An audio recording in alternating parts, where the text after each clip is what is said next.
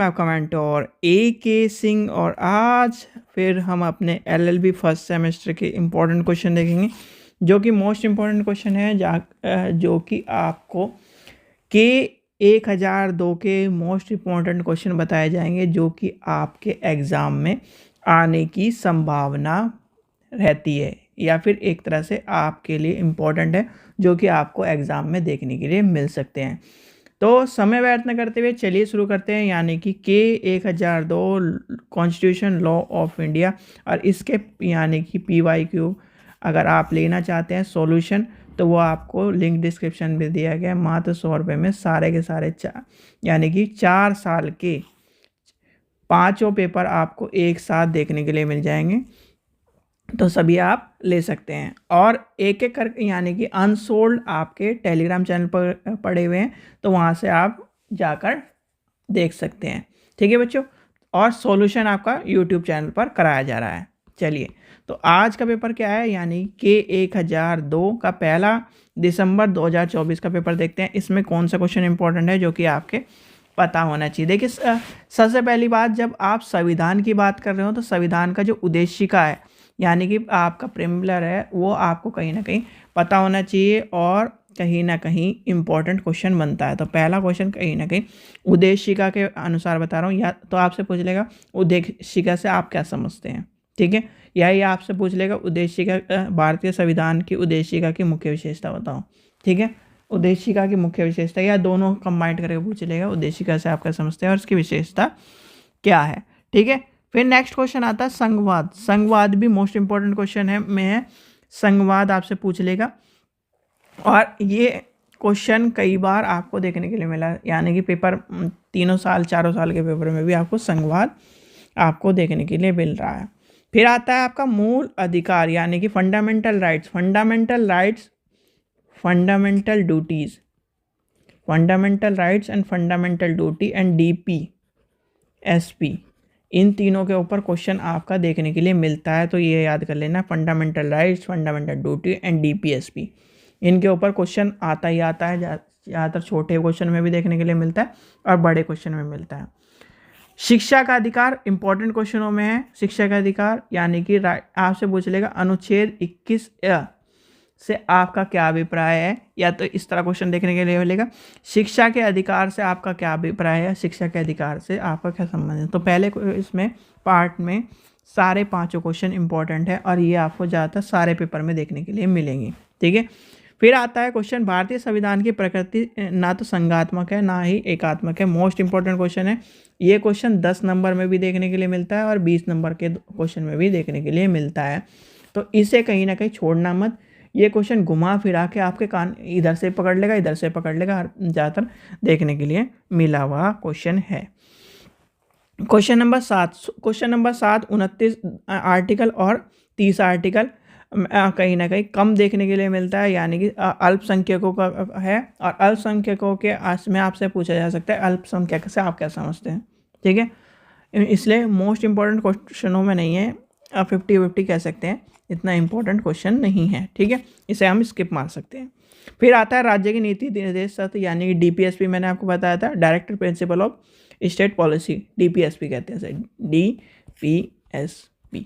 ठीक है, तो DPSP का आपको पता होना चाहिए। और DPSP और क्या है ना, फंडामेंटल राइट्स में क्या डिफरेंस है। देखो, फंडामेंटल राइट्स जो होते हैं, फंडामेंटल राइट्स हमारे क्या है, एक तरह से पूरे ऑल ओवर कंट्री के लिए कंट्री बोल रहा हूँ, स्टेट देश के लिए मान के चलो।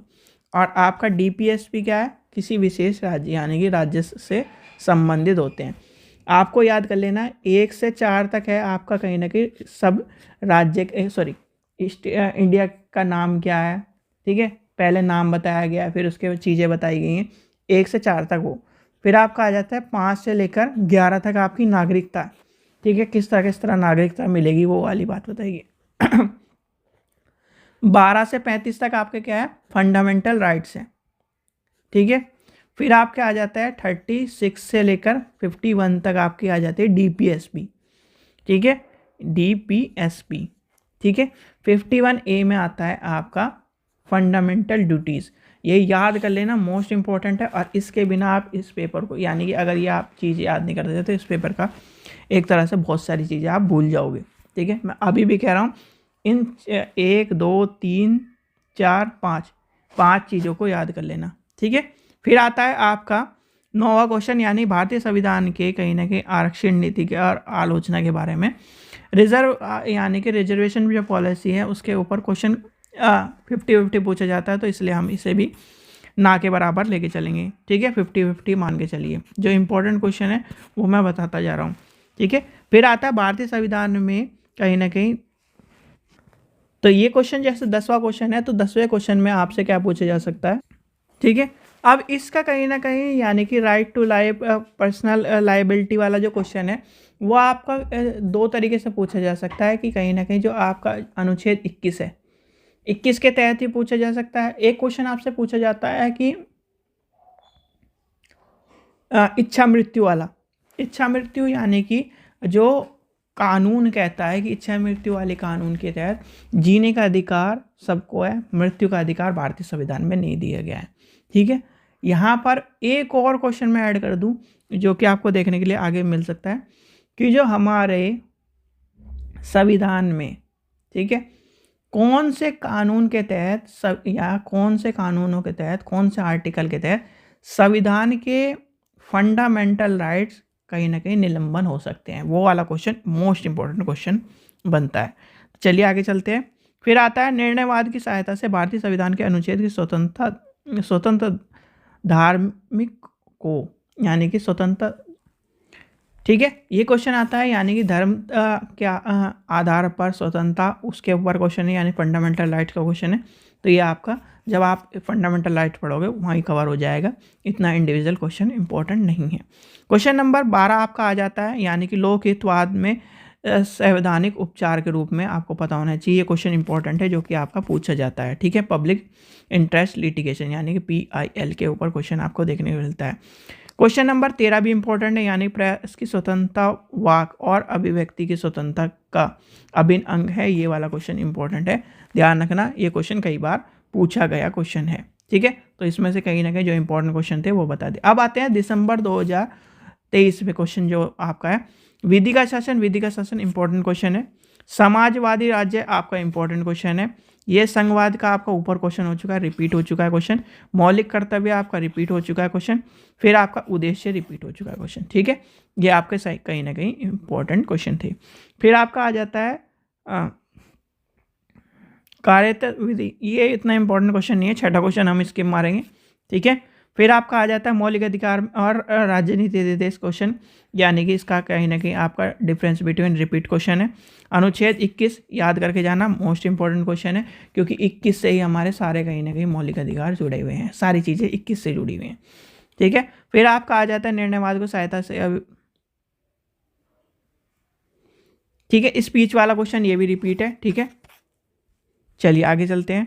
क्वेश्चन नंबर 10, यानी कि पर्यावरण सुरक्षा का ढांचा, अनुच्छेद 21 के विस्तृत व्याख्या को बताना है। तो आपको एनवायरनमेंट क्या है, प्रोटेक्शन स्ट्रक्चर के रूप में आपसे क्वेश्चन पूछा जा सकता है। आजकल एनवायरनमेंट का आपको देखने के लिए मिल रहा है। PIL आपका क्वेश्चन आपका रिपीट है। अब अच्छा, एक चीज़ आप यहाँ देखने के लिए मिलता है भाई, जब हम क्या है जनहित याचिका से आप क्या समझते हैं। ठीक है, इस संदर्भ में सर्वोच्च न्यायालय और आपका उच्च न्यायालय की बात आती है।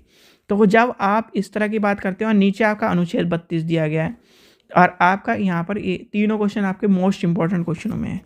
ठीक है, अब इनका एक चीज़ मैं बता दूं, अनुच्छेद 32 में जब आप सुप्रीम कोर्ट के आगे जाते हो तो आप किसकी लड़ाई लड़ते हो, फंडामेंटल राइट्स की। जब आप हाई कोर्ट के सामने जाते हो 226 में, हाई कोर्ट के सामने जाते हो, तो वहाँ पर आपको क्या है, ज़्यादा चीज़ों के ऊपर अपनी रेट लगाने की बात बताई जाती है। तो ये आपको डिफरेंस भी याद कर लेना है। ठीक है, अभी आप फर्स्ट सेमेस्टर में हो तो इतना पूछा नहीं जाएगा, जब आप आगे सेमेस्टर में पहुंचोगे तो आपको पूछा जाएगा। अनुच्छेद 32 का क्या है, यानी कि अनुच्छेद 32 क्या है, अनुच्छेद 32 अम्बेडकर जी ने किस नाम से जाना था, यानी कि जो भारतीय संविधान के कानून मंत्री, भारतीय संविधान के एक तरह से संविधान को बनाने वाले निर्माता, तो भारतीय संविधान के रूप में कहीं ना कहीं अम्बेडकर जी का नाम लिया जाता है। तो अम्बेडकर जी को अनुच्छेद 32 के रूप में क्या कहा था, उन्होंने कहा था आत्मा, यानी कि आत्मा है, संविधान की आत्मा के रूप में। और ये पॉलिटिकल के स्टूडेंट कई बार रट चुके होंगे कि फर्स्ट ईयर फिर सेकंड ईयर थर्ड ईयर में जब आप ग्रेजुएशन करा होगा आपने, ठीक है। अब आती है राइट टू एजुकेशन। 21 के तहत आपको 21 क्या है, स्वतंत्रता, और 21 के अंदर एक चीज़ मिलती है 21A, ठीक है, जो कि आपके राइट टू एजुकेशन आती है। राइट टू एजुकेशन आया कब, ये आपको याद कर लेना। राइट टू एजुकेशन का इंपॉर्टेंट क्वेश्चन है, राइट टू एजुकेशन का क्वेश्चन आना ही आना है, ठीक है। इस तरह क्वेश्चन आपको देखने के लिए मिलता है। जनहित याचिका का क्वेश्चन आपको देखने के लिए मिल सकता है, ठीक है। चलिए आगे चलते हैं। क्वेश्चन नंबर, पेपर नंबर आता है दिसंबर 2022 का। पेपर दिसंबर 2022 में आपका क्या है, फंडामेंटल लॉ यानी मूलभूत विधि से आप क्या समझते हैं। मूलभूत विधि और मूलभूत कानून से क्या है भाई, मूलभूत विधि एक तरह से वह विधि होती है जिसमें कहीं ना कहीं हम पूरे देश के लिए एक समान एक तरह से आपको देखने के लिए मिलते हैं। और ये क्वेश्चन मैंने आपको करवा चुका है, तो आप जाकर देख सकते हैं। संघीय संविधान यानी कि संघीय संविधान आपका रिपीट क्वेश्चन है, ठीक है। सरकार की संसदीय प्रणाली इंपॉर्टेंट क्वेश्चन है, ये आपको पता होना चाहिए। धर्मनिरपेक्ष इंपॉर्टेंट क्वेश्चन है, ये भी आपको पता होना चाहिए। धर्मनिरपेक्ष से फंडामेंटल राइट्स कौन कौन से हैं वो आपको पता होना चाहिए। राइट टू प्रॉपर्टी भाई पहले आपका कहाँ था, यानी कि फंडामेंटल राइट्स में था, ठीक है। 44वें संविधान संशोधन के तहत आपका ये कहाँ पर पहुँच गया, 300A में, ठीक है। किस में चला गया, 300A में। ये आपका याद कर लेना, मोस्ट इंपॉर्टेंट क्वेश्चनों में से एक है, ठीक है। चलिए आगे चलते हैं। प्रस्तावना यानी कि प्रस्तावना आपको बता चुकी है, प्रस्तावना क्या आपको पता होना चाहिए, प्रस्तावना है क्या, किस तरह से आपको क्या। फंडामेंटल ड्यूटीज रिपीट क्वेश्चन है, ठीक है। दोहरे संकट का इतना नहीं पूछा जाता, ठीक है। चलिए आगे चलते हैं। पर्यावरण सुरक्षा आपका क्या है, रिपीट क्वेश्चन है, ठीक है। तो जो आपको रिपीट कराए जा यानी कि रिपीट लिखे जा रहे हैं वो तो आपको पढ़ने हैं, और जो मोस्ट इंपॉर्टेंट हैं वो आपको याद कर लेने हैं। जो आपके छोड़े जा रहे हैं उनको आप स्किप मार सकते हैं। 50% आपको एक बार नज़र में देखे जाना है। फिर आपका आता है निर्णयवाद की सहायता से, ठीक है। अब आता है क्वेश्चन नंबर 10वां, ठीक है। क्वेश्चन नंबर 10वां देखो 50, ये भी आपका एक तरह से 50% है, यानी कि वैसे तो मैं ये कहूँगा कि इतना आता क्वेश्चन नहीं है, तो क्वेश्चन इसे छोड़ सकते हैं। फिर आता है विधि के समक्ष समानता की इंपॉर्टेंट, यानी कि इसकी बात का हम लेके चलेंगे। ये इंपॉर्टेंट क्वेश्चन है, विधि के समक्ष समानता की बात करता है, और विधि के समक्ष समानता हमारा कौन सा राइट करता है, तो ये आपको पता होना चाहिए। फिर वाक स्वतंत्रता रिपीट क्वेश्चन है, ठीक है। फिर आपका मौलिक अधिकार किसके खिलाफ लागू कराए जा सकते हैं, मौलिक अधिकार को लागू करने के लिए किस प्रकार के व्यक्ति के पास और क्या उपचार है, ये सारी चीज़ें आपसे पूछी जाती है। एक तरह से ये भी रिपीट क्वेश्चन है जो हमने ऊपर पढ़ चुका है, ठीक है बच्चों। तो ये आपका आ जाता है 22 का पेपर कंप्लीट हो जाता है। अब आता है 21 का पेपर, ठीक है। 21 के पेपर में हम क्या देखेंगे, भारतीय संविधान की प्रस्तावना के बारे में है, सेकुलर स्टेट के बारे में, और कहीं ना कहीं जब आप प्रस्तावना पढ़ोगे तो ये एक तरह से आपने पढ़ चुका है, ठीक है। विधियों का कहीं ना कहीं यानी कि इक्वल प्रोटेक्शन लॉ, ठीक है। इक्वल प्रोटेक्शन की बात करता है। इक्वल प्रोटेक्शन क्या कहता है, यानी कि सबके समक्ष यानी सब समान है, उसकी बात करता है, ठीक है। ये भी एक तरह से रिपीट हमने पढ़ चुका है ऊपर क्वेश्चन। मौलिक अधिकार का दावा कैसे कर सकते हैं, और ये अधिकार किस के विरुद्ध उपलब्ध है, ठीक है, ये आपको पता होना चाहिए। संघवाद की आवश्यक, संघवाद जब आपने ऊपर पढ़ लिया संघवाद है क्या, संघवाद, तो ये आपको पता होना चाहिए। अच्छा 19A क्या है, ये इंपॉर्टेंट क्वेश्चन है, तो ये आपको याद कर लेना है, ठीक है। फिर आता है आपका राज्य के नीति निर्देश तत्व एवं मौलिक अधिकार एक दूसरे के विपरीत हैं। ये क्वेश्चन इंपॉर्टेंट है। ये क्वेश्चन इसलिए इंपॉर्टेंट है क्योंकि एक तरह से देखो ये आपको ये बताता है कि देखो डिफरेंस पता होना चाहिए। जब डिफरेंस पता होगा तो एक दूसरे के पूरक कैसे हैं, एक दूसरे का इन्वॉल्वमेंट कैसे है, ये भी आपको पता हो जाएगा, ठीक है। एक हम कहते हैं जी 21A का कानून की बात करते हैं हम। अब 21A आपका DPSP में भी है, किसमें, DPSP में भी है, और 21A आपका कहाँ पर है, 21A आपका फंडामेंटल ड्यूटीज़ में भी है, और 21A आप यानी कि एजुकेशन वाला जो कानून है वही आपका क्या है, फंडामेंटल राइट्स में भी है। तो कहीं ना कहीं क्या हो गया, एक दूसरे से जुड़े हो गए कि नहीं हो गए, तो ये आपको कहीं ना कहीं पता होना चाहिए। इंपॉर्टेंट क्वेश्चन है। अल्पसंख्यक का क्वेश्चन कहीं ना कहीं माइनॉरिटी वाला जो क्वेश्चन है वो कम पूछा जाता है, और पूछा ही जाता है तो ऐसे पूछा जाता है अल्पसंख्यक से आप क्या समझते हैं, और अल्पसंख्यक के बारे में आप भरपूर लिख सकते हो, इसमें कोई टेंशन की बात नहीं है। इसलिए भी हम इसे 50-50% मान के चलते हैं, तो 50% क्वेश्चन पूछा जा सकता है।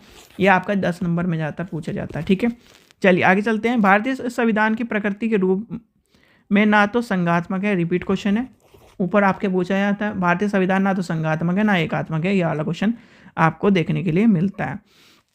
ठीक है, फिर आता है क्वेश्चन नंबर 9, भारतीय संविधान के अनुच्छेद 21 के प्रतिभूति प्राण और देह की, यानी कि इंपॉर्टेंट क्वेश्चन है जो अभी मैं आपको बता रहा था कि हमारा जो 21वां कानून है वो हमें जीने का अधिकार देता है। ठीक है, हमें ये नहीं कहता कि जी मर जाओ, हमें ये नहीं कहता कि आप मर सकते हो, इच्छा मृत्यु की कानून हमारे यहाँ नहीं है। ठीक है, तो ये सब चीज़ें आपको पता होनी चाहिए। रिपीट क्वेश्चन है नेक्स्ट क्वेश्चन तो। ठीक है, फिर आपको ये पता होना चाहिए जो हमारा जो भारतीय संविधान के जो कानून है, भारतीय संविधान के जो आपके कानून क्या कहते हैं, निलंबन की बात करते हैं। कब आपके निलंबन कर सकते हैं, कब उस पर प्रतिबंध लगाया जा सकता है, कब उसे कहीं ना कहीं आपसे छीना जा सकता है, और छीनने के बाद भी कौन सा ऐसे कानून है जो कहीं ना कहीं छीने नहीं जा सकते, ये आपको बताना है। जब आपका जीने का अधिकार है, यानी कि आपका जो जीने का अधिकार है वो कभी भी छीना नहीं जा सकता। ठीक है, इसलिए भारतीय संविधान में किसी भी सिचुएशन में, चाहे बाहरी आक्रमण हो, चाहे आपातकाल लग रहा हो, तब भी आपके कोई जो अधिकार है वो आपके छीने नहीं जा सकते। ठीक है, फिर आता है यानी कि यदि संविधान धर्म स्वतंत्रता की प्राप्ति की बात करता है तो धर्म स्वतंत्रता आपका रिपीट क्वेश्चन हो चुका है, ये आपका कहीं ना कहीं पढ़ चुका है आपने। फिर आता है भारतीय संविधान की विहित आरक्षण नीति के बारे में, यानी कि आरक्षण नीति के बारे में आपकी बात करता है, और इसमें कहीं ना कहीं हम लेके चलेंगे रिजर्वेशन के ऊपर, या फिर इस तरह के क्वेश्चन आपके रिजर्वेशन पॉलिसी के ऊपर कॉम्प्लिकेशन रहते हैं। अगर आप इसे अगर आ भी जाए तो छोड़ देना, क्योंकि इसके बदौलत आप दूसरा क्वेश्चन करो, क्योंकि रिजर्वेशन में आपका देखो, मैं आपको इसलिए बताता हूँ, अगर मैं आप फेयर होके बताऊँ तो जब आप कॉपी चेक करवाओगे, ठीक है, आपने जो भी लिखा है, ठीक है, आपने इसके हिसाब से लिख दिया। अब आप जब इसके हिसाब से लिखोगे, आप ह्यूमन हो, हर हालत में आप कहीं ना कहीं अपने व्यूज़ डालोगे इसमें, और अपने व्यूज़ डालते ही ये क्वेश्चन थोड़ा सा एक कास्ट सिस्टम में चला जाता है, रिजर्वेशन सिस्टम में चला जाता है। और रिजर्वेशन सिस्टम में क्या पता सामने वाला जो कॉपी चेक कर रहा है वो किस साइकोलॉजी से है, क्या पता वो न्यूट्रल है, क्या पता नेगेटिव वे में है क्या।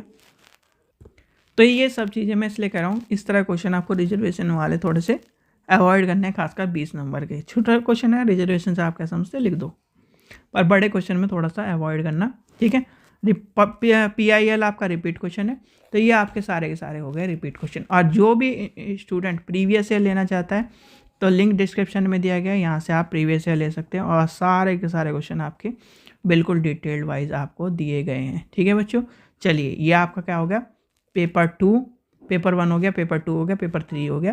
तो ये सारे के सारे आपके करवाए जाएंगे, सारे के सारे आज या कल में आपको सारे के सारे मैं दे दूंगा, जिससे आपको तैयारी करने में मदद मिल जाए। ठीक है, तो आपका क्वेश्चन यानी 5 पेपर आपको देखने के लिए मिल जाएंगे। आशा करता हूँ आपको वीडियो पसंद आई। वीडियो पसंद आए तो लाइक करें, चैनल को सब्सक्राइब करें, वीडियो को ज़्यादा से शेयर करें। Thank you.